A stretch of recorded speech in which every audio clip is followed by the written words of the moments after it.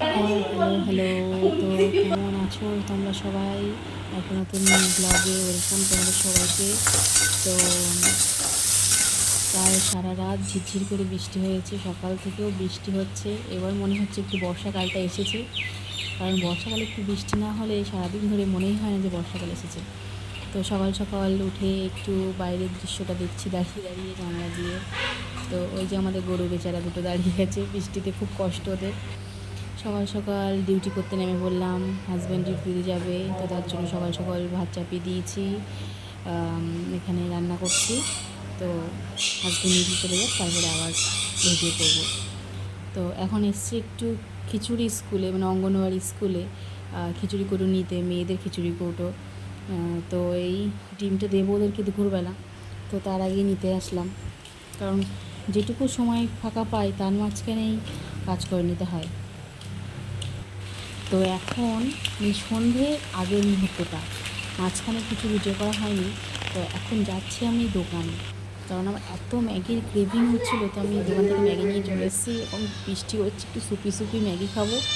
তো এখানে সব কেটে নিয়েছি, বিনস, গাজর, পেঁয়াজ, ক্যাপসিকাম, লঙ্কা, কড়াই চাপিয়ে দিয়েছি।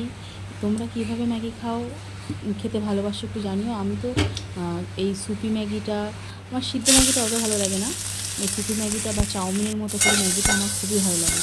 তো তোমরা এইভাবে একবার ট্রাই করে দেখতে পারো, কারণ জাস্ট অসাধারণ লাগে ম্যাগিটা। তো এখানে আমি লবণ, হলুদ, সব সবজিগুলো দিয়ে লবণ দিলাম, একটু হলুদ দিলাম, একটু, তারপর একটা ডিম দেবো। তো এই ম্যাগিটা খেতে জাস্ট অসাধারণ হয়। বর্ষার দিন পড়লেই যেন একটু আমাদের এটা ওটা খেতে ইচ্ছা করে, যেমন ভাজা ভুজো, তেলে ভাজা, বেশ বর্ষাকালে বেশ একটু খাওয়ার আমেজ আসে। তোমাদের কি এরকম হয়? তো এখানে আমি ডিমটা ভেজে নিয়েছি। এবার এর মধ্যে জল দিয়ে দেবো, তারপরে ম্যাগি দিয়ে আর মশলা দিয়ে বেশ ভালো করে ফুটিয়ে, জলটা বেশ একদম ঘন কনসিস্টেন্সিতে চলে আসলে তো তারপরে নামিয়ে নেব। তো আমি এখানে ম্যাগিটা রান্না করি। তো বর্ষার দিনে তোমরা কেমন কাটাচ্ছ সেটাও জানিও, আর তোমরাও কি বাড়িতে এরকম আমার মতো এটা ওটা বানিয়ে খাচ্ছ, তো সেটাও জানিও। তো এখানে আমি ম্যাগিটা দিয়ে দিলাম, এবার মশলাটা দিয়ে একটু ফুটিয়ে নিয়ে নামিয়ে নেব।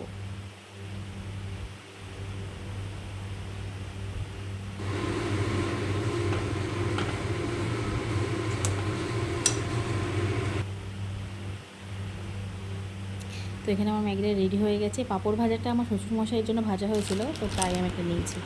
এখানে মেয়েদের কিছু খেলনা এনেছে আমার মা বাবারা পুরীতে গেছিলো, তো সেগুলোই একটু শেয়ার করলাম তোমাদের সঙ্গে।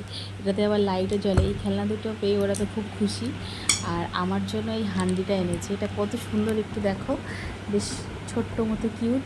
আমি এটা নিরামিষ পাত্রের জন্য রেখেছি, আর সামনে জন্মাষ্টমী আছে, তো অনেক কাজে লাগবে। তো এখানে আমার মেয়েদের জন্য দুটো জামা এনেছে, সেটাই দেখাচ্ছি। এই যে আমার মেয়েরা খেলা করছে, বল দুটো পেয়ে খুবই আনন্দিত।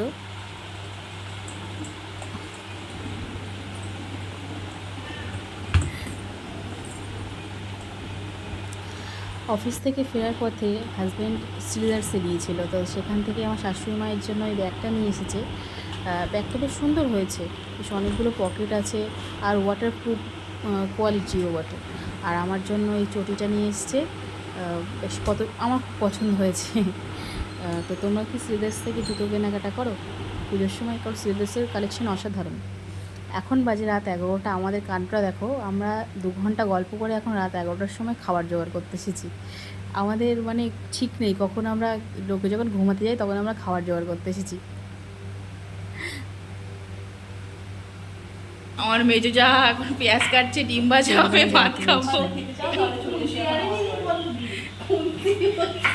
কোথায় কোথায় নিয়ে এসো, যাও। খাওয়া দাওয়া করে ঘুমোতে যাব। তো টাটা। ওদেরকে কটা ডিম ভাজছো?